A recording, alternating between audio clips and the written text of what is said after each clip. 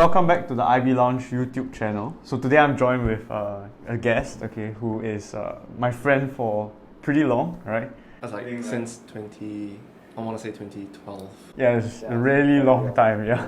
So we actually met through a mutual hobby, and Ryan and our guest is actually Ryan. And so Ryan has actually gone on to pursue a law degree in Cambridge, and I thought it would be pretty interesting for our viewers to actually get to know more about the Cambridge law system, how the school is, and things like that. Especially because the viewers are mostly mostly students, mostly IB students. I should add also, I was also from the IB, yes, and I went on. Yes. And Ryan actually did pretty well for the IB as well, right? 43 points, I think. Yeah, that's pretty well. Yeah. So today we'll just be having like a casual conversation. I mean, I don't really know much about the Cambridge law system or program as well, so it'll be pretty informative for myself. But I think mostly it's for the viewers who are students, IB students who are thinking of going there. Yeah. Okay, so maybe first of all, maybe you can share a bit more about yourself, what you're currently doing, and things like that. Right. So hi everyone, my name's Ryan. I am a second year law student, actually rising third year law student at the University of Cambridge. I was originally did the IB, like most of you guys, actually in fact all of you guys. And yeah, so currently it's my summer break, and I'm just taking a break from my internships at various law firms. And I thought it'd be good for me to come and speak to you and to all the viewers of IB Lounge, because I personally also do quite a bit of access work, so I mentor quite a few applicants. Oh, wow. And I have managed to successfully help the one mentor get an offer, although she was from Switzerland. But it's a completely different system. But the moral of the story there is no matter what you do, if IB or otherwise, getting to Cambridge is not as impossible as it seems. With the right amount of mentorship and guidance, it's definitely a very attainable goal. Yeah. Right, nice. Okay, Ryan, maybe can you tell us more about like why you chose to go to Cambridge, and specifically like Cambridge law? So initially, I guess I'll answer why UK in general first. Okay, yeah. Firstly, it's because you can't practice law, or you can't get a qualifying law degree immediately after IB if you go to the US, because in the US it's only a postgraduate degree if you want to pursue law. So overseas for me it was either UK or Australia or wherever other Commonwealth countries. But I wanted to sort of go to the root of our common law system, which is all from England. So I decided that was where I wanted to apply. A big part of why I wanted to step out of Singapore as well is because I felt like I had enough experience of what the Singapore system is. I did PSLE, I did O-levels, I swapped over to IB, and I enjoyed, I guess, this international system a lot more, and I wanted to see what else the rest of the world had to offer. Nice. And so I decided the step to UK was right for me. Nice. Yeah. Then when you apply to the UK, especially when you apply to Oxbridge, so I was Oxford and Cambridge universities, in one application cycle you can only apply to one university. Oh, okay. So in my first year of NS, I applied to Oxford. I bombed the interview and basically got rejected really quickly. And so that's why in the following year I decided, why repeat the same mistake? Why not just try out Cambridge instead? And gradually you find that apart from a few teaching differences, Cambridge and Oxford are quite similar. I see. In terms of the system and everything, in terms of the architecture, blah blah blah. Yeah. So yeah, that's a big part of why I went to Cambridge is because I failed the first round in Oxford. Right. Succeeded in the second round to Cambridge, and it was an easy answer. Right. Yeah. Is there any reason why like you specifically chose like Oxford and Cambridge? Because when you score high enough in IB, a lot of doors open for you. Like I have friends who ended up in Harvard, Stanford, Princeton, etc. And so Cambridge and Oxford suddenly became a really attainable goal. Right. So I thought that was the right step forward for me, just to keep pushing myself, and yeah. And I managed to push myself all the way to Cambridge, so yeah. Nice. Just a bit of a sidetrack, but did you ever imagine yourself going to Cambridge or Oxford? before applying? Actually, or rather before taking the IB exam. No, I think IB, because it played to my strengths a lot more. So when I managed to score quite well, then the thought of going to Cambridge came to me. Nice. Yeah, so it's more like playing your cards right first, Nice. and making your decisions based on what you have afterwards. Nice. Yeah, I know some people have like the very is one-track mind towards Cambridge from the start. Yeah. I definitely wasn't that kind of person. I kept my expectations a bit more realistic as I went along, and when the final grade came back, that's when I cemented the decision to try and pursue law at Cambridge. Yeah, I guess that's a pretty important tip for the viewers. Like to try your best for IB. Yeah. Don't limit yourself first. Get the doors as open as possible. And then get the doors, throw the doors as wide as possible, Yeah. and then manage expectations, Right. but still work the best to your ability. Because you never know where your hard work might take you. Like I was fully content with going to NUS, but then the Cambridge offer came in, I think 1.5 years later. Right. I decided to hop off to Cambridge in the end. So you never know where life might take you after IB, but the important thing is you keep working at it, and then make your decisions from there. Yeah. You guys heard it, from someone who's actually in Cambridge Law. Yeah, I didn't say that, but someone who's in a really prestigious school. Yeah, that's the advice.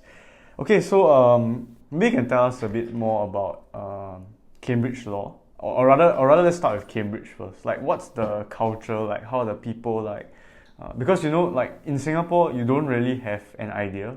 If you have never gone there, I feel like you don't really know what's going on. Yeah. So I'll talk about the culture in two fronts. I think it's the most appropriate way to do it.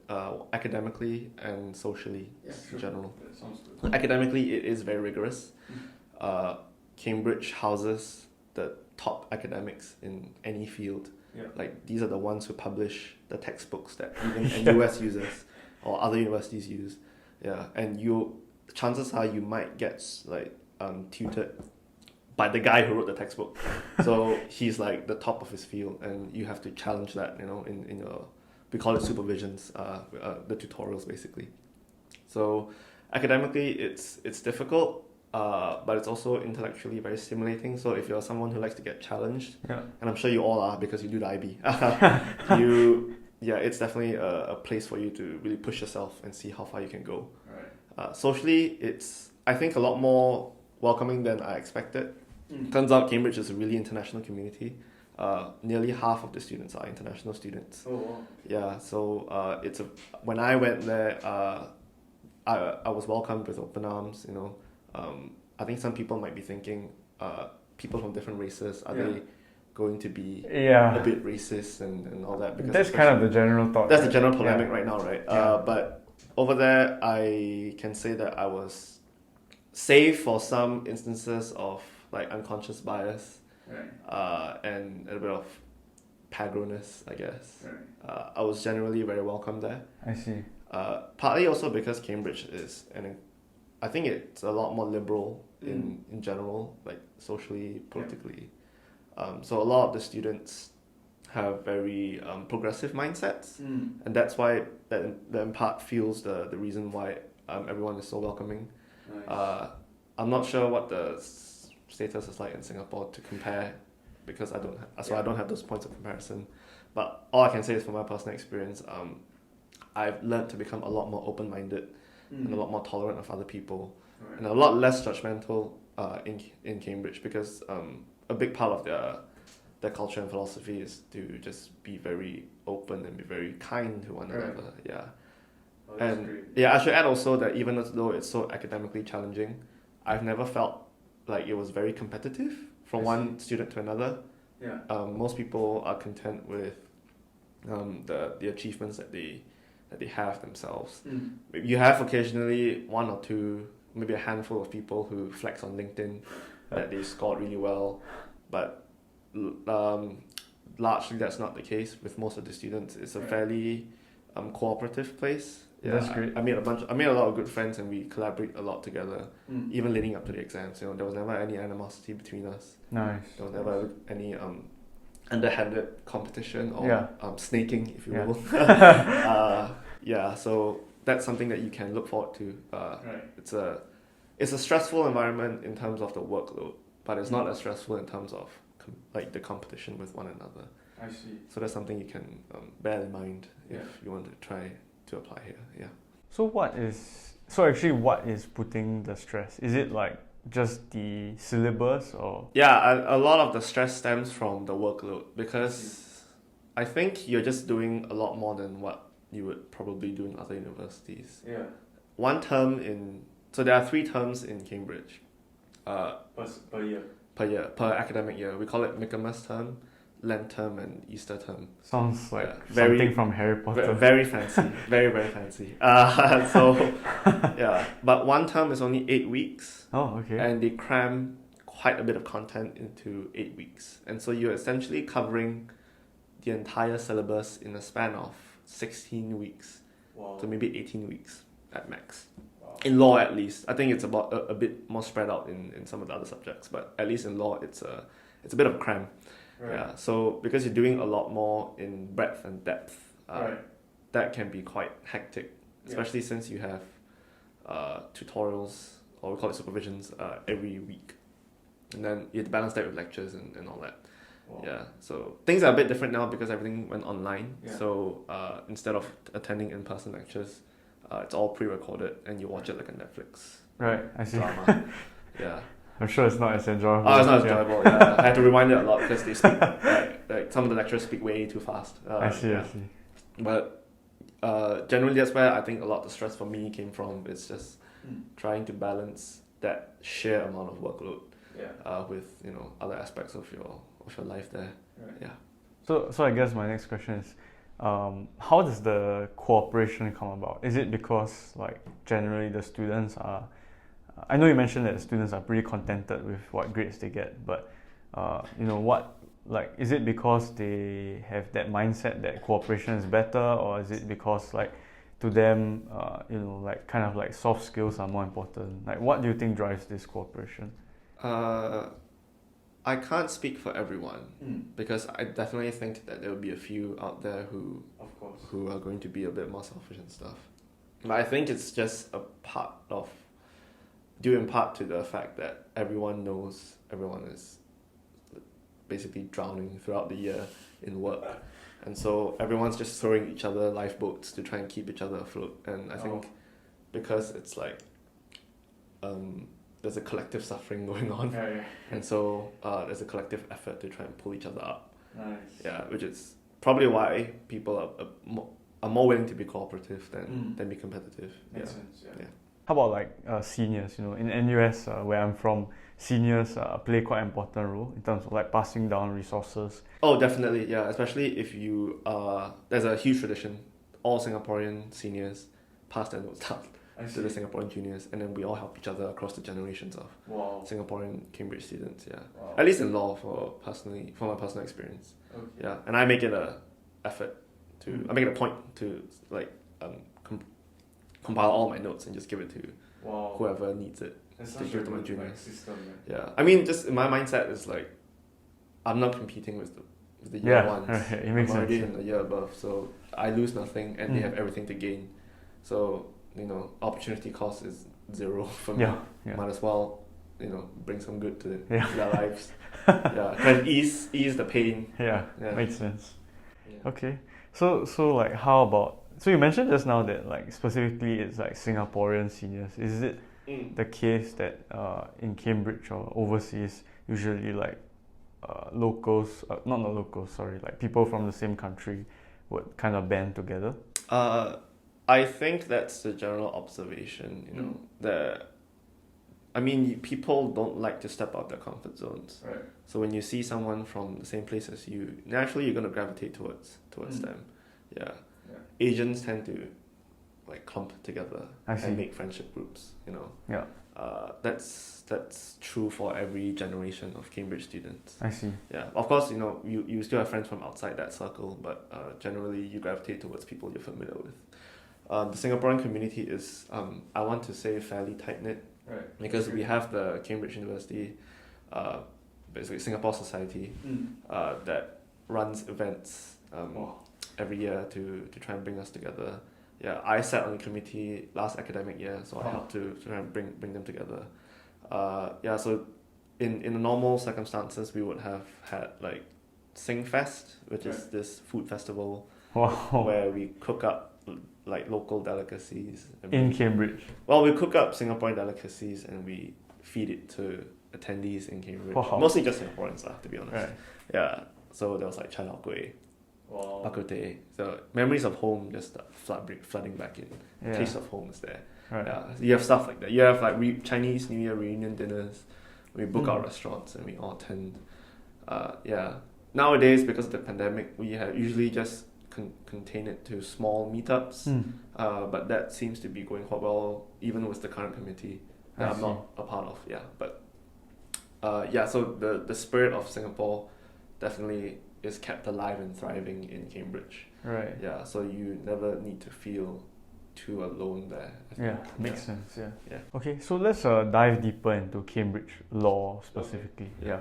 So how is it like, or is it like very similar to just the general Cambridge culture, or is there any difference? So Cambridge law, I guess it's a bit easier to compare it to just other law schools in general. Sure, yeah. So Cambridge law is incredibly doctrinal, not vocational. So what I mean by that is you study you study law as an academic subject. Okay. Not as you don't approach law as a training ground to become a lawyer. And that's maybe something you would be more equipped to do in the London universities because they teach you a bit more commercial and practical subjects like commercial contract law or securities law, whatever. Right. Yeah. But in Cambridge, it's a very focused palette of subjects that play to the strengths of whatever academic is in Cambridge right now. Right. Yeah, so you approach it from a very doctrinal, very academic perspective. Yeah, you delve deep into the theories rather than the practice of it. Right. Yeah, so you still manage to do, well, this is true for all law degrees in the UK, but you will do 7 compulsory subjects. Oh, I think it's 7, yeah. And essentially what that does is it makes a degree qualifying so that you can eventually go on to take the practitioner's course, or now the qualifying examination they call it, to eventually become a lawyer, be qualified as a lawyer. Yeah, but the gist of it is you do less practical subjects. I see. Especially in Singapore, I think they teach you how to draft contracts and stuff. Right, yeah. In Cambridge, they don't teach you how to draft contracts. They teach you what the theory of contract is, what makes a contract, etc. Yeah. So do you find that like better or? Maybe not as good in terms of what I need to know to start work. But then again, you still have to do like the qualifying examinations, and that teaches you all the practical things you need anyway.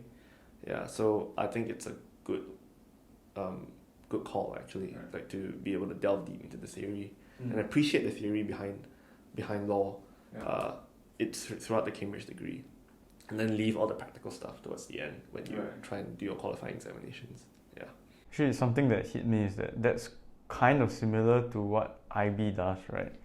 Like, you know, like they try to teach you like the concepts and the ideas behind it before like really like teaching you like, oh, you have to use it in this exam question, for example. Actually, yeah, I think that's a fair assessment. Yeah, I think IB definitely hits hard on the theoretical aspects first before you ever consider some of the exam strategies and stuff like that. So yeah, I think that's a good comparison. Yeah, I mean, everyone in IB does theory of knowledge. Yeah, that's as theoretical as it gets. So, yeah.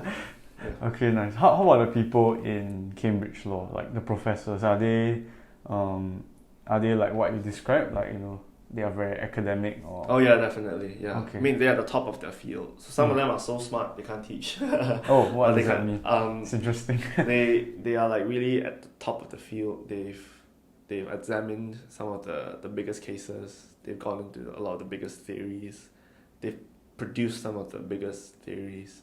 And sometimes it's difficult to translate that into a way that's digestible for law students who are learning it for the first time. Yeah. So yeah, definitely there's a spread of quality of the teaching. I see. But you can expect, regardless of the quality of the teaching, it's all very high level. I see. And it's all from people who are just pioneers of the field. Right. Yeah.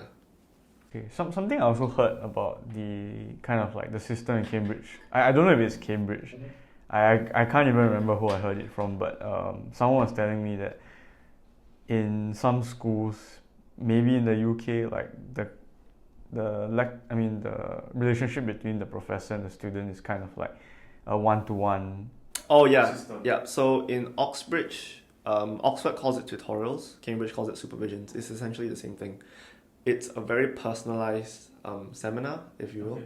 So I think locally in the Singaporean universities, they do like one prof to 20 to 25 students. Is that around there? Around there. So that's like a seminar, a tutorial, and then you do lectures. Yeah.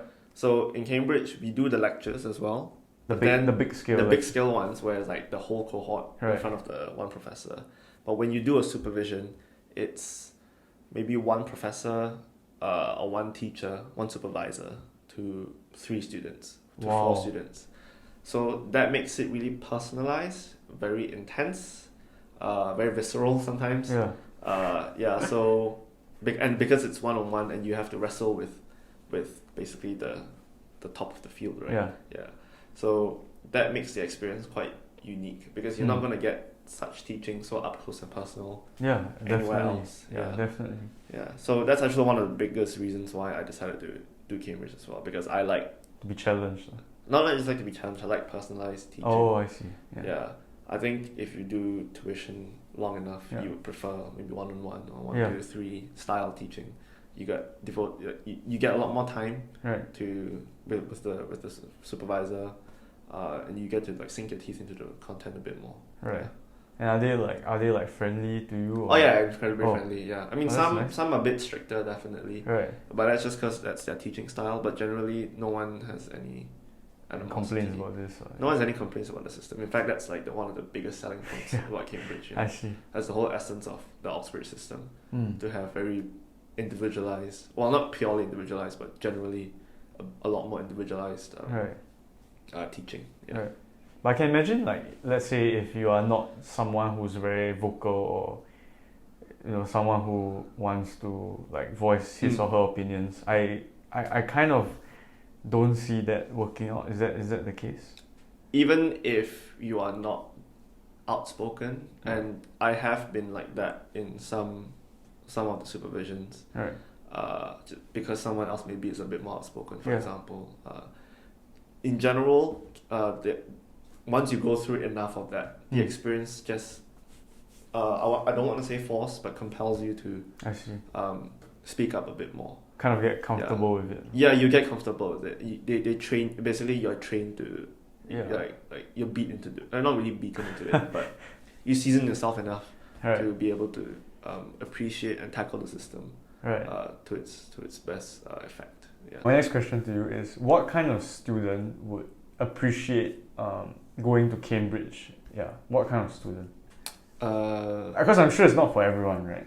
Yeah, it's not for everyone. Yeah, but if you're someone who likes to be challenged, I mean, not to the death, but of course, at least academically challenged in some sense, and you appreciate just being able to interact with some of the world's leading academics. Right. Yeah, and you're not afraid just basically take on the challenge. Right. I think that's the place for you. Yeah. In fact, I think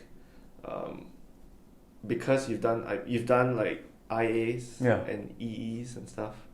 Yeah. So that's one of the best places to apply those skills, because you do have the option to do dissertations in lieu of subjects where they teach you and you do an exam.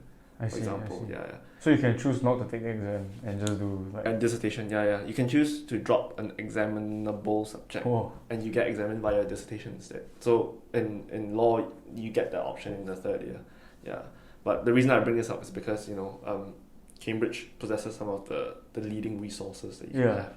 Right. So if you really are interested in diving deep into your subject, that's a really good place to start, right?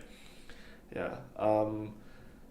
In some sense, Cambridge has not well suited to the person who likes to be spoon-fed. Mm. I want to qualify that statement a bit because you get spoon-fed by your Singaporean seniors. Right. Or, Okay. Yes, or your I other see. seniors who you get notes from. Yeah. So it's in that sense you are spoon-fed, but there's still an onus on you to digest those notes for yourself and make it into something workable for you. Right.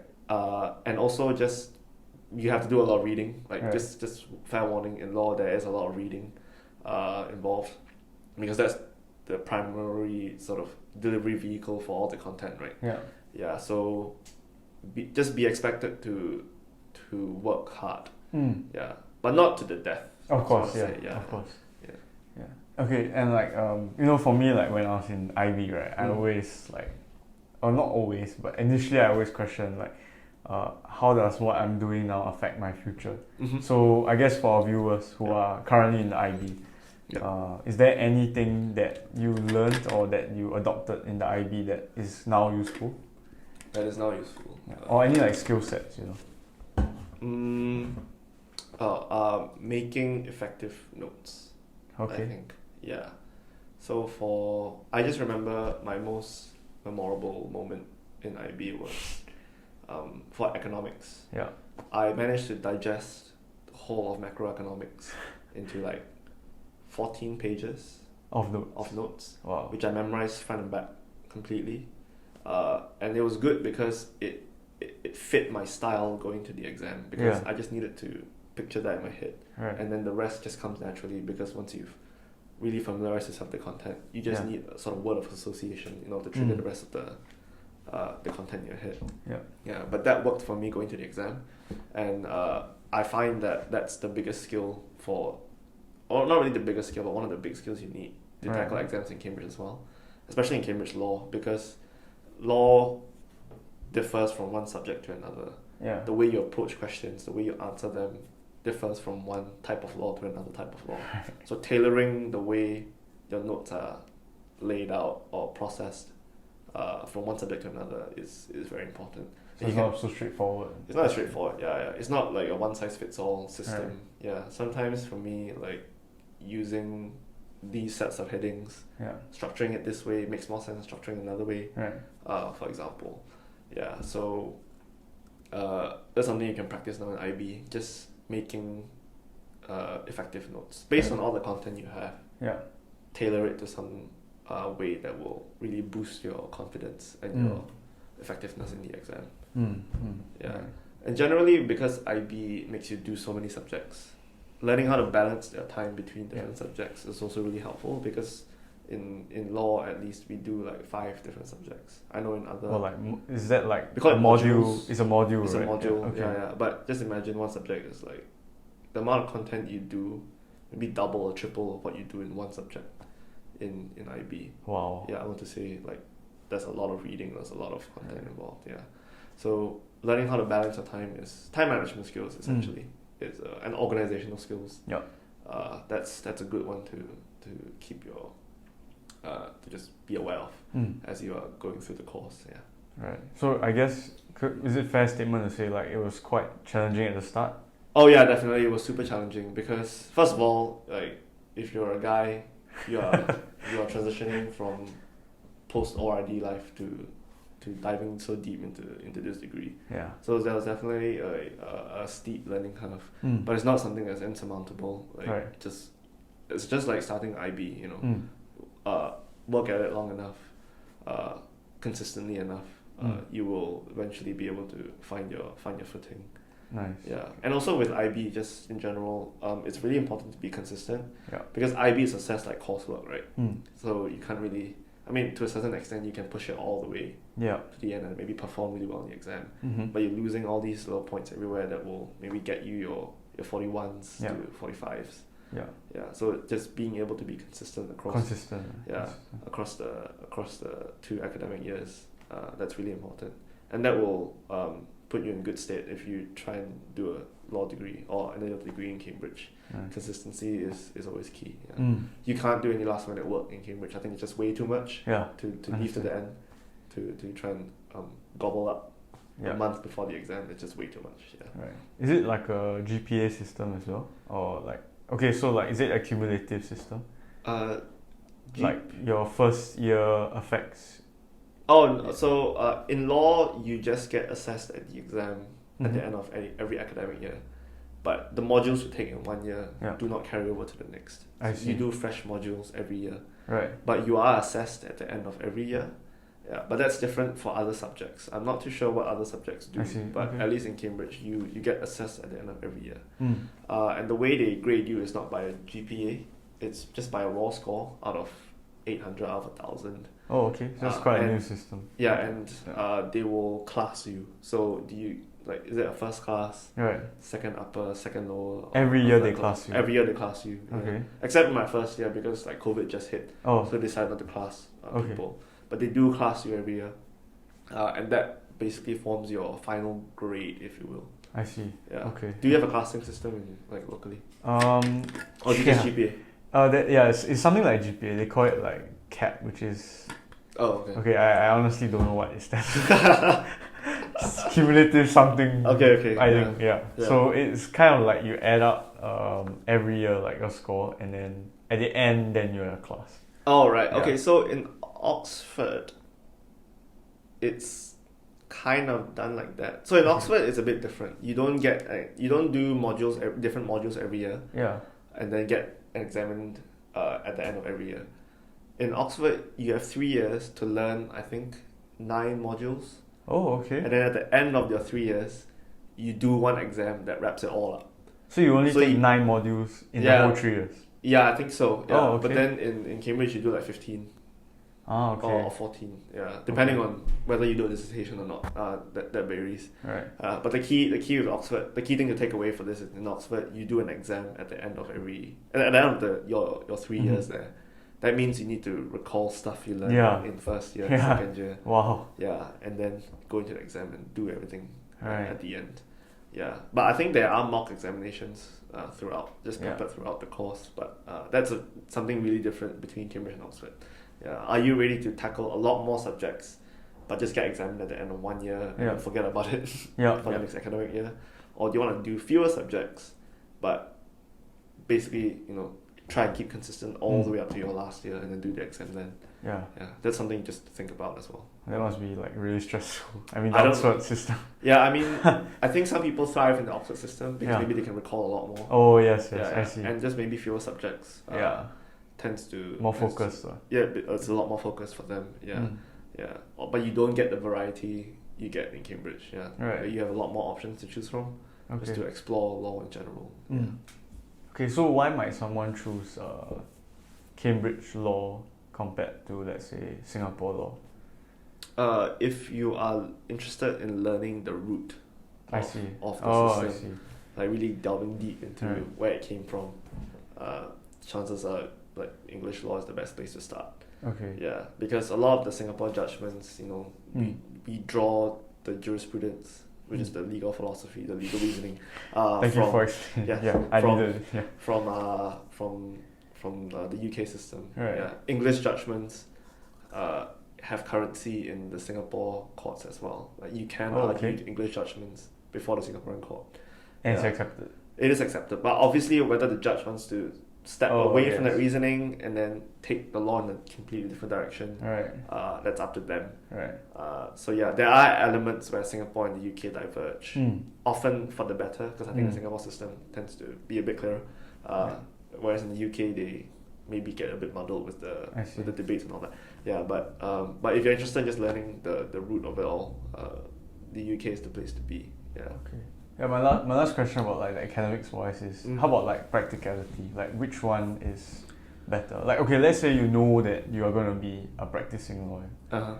Like which would you recommend? It's hard to say because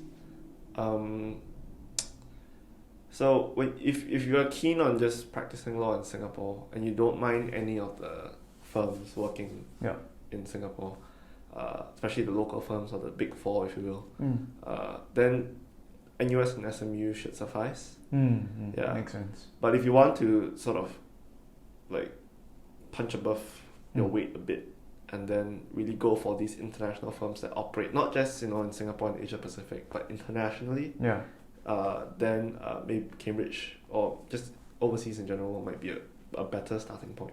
Right. But it's not the beyond and end all, because even for me, getting a degree at Cambridge merely gets me a foot through the door. Right. There's still a lot of work to be done Yeah. to make your application stand out before you can even get a place at one of these big international law firms.